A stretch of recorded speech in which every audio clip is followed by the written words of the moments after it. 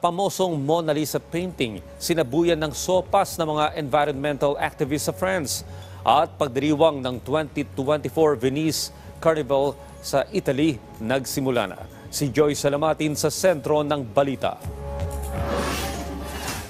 3 ang patay habang 25 naman ang sugatan mula sa mga tropa ng Estados Unidos matapos ang isang drone attack sa kanilang living quarters sa Northeast Jordan malapit sa border ng Syria.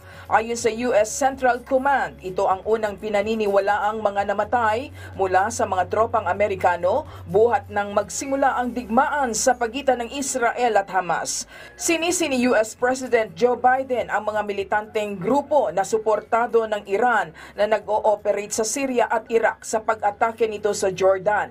Sinabi nito na sila ay tutugon sa nasabing drone attack. Nagpaabot naman ng pakikiramay ang bansang Jordan sa Estados Unidos at kinondena ang naging pag-atake.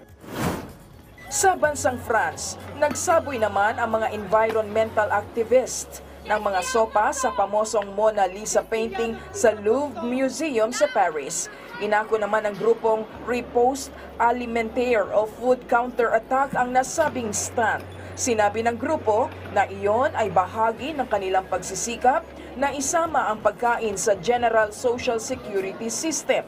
Sinabi nito na ang kasalukuyang modelo para sa pagkain ay hindi rumirespeto sa karapatan sa pagkakaroon ng pagkain. Nagsimula na ang pagdiriwang para sa 2024 Venice Carnival sa Italia sa pamamagitan ng mga Venetian boats. Ayon sa tradisyon, ang bangka na naglalarawan ng isang malaking daga ay nahati sa dalawa. Sa sandaling ito ay dumating sa ilalim ng Rialto Bridge at naglabas ng mga makulay na lobo at konfeti sa kalangitan. Ang pagdiriwang ngayong taon ay nakasentro sa pagbibigay pugay sa manlalakbay na si Marco Polo sa okasyon ng ika-700 anibersaryo ng kanyang kamatayan. Joy Salamatin para sa Bayan.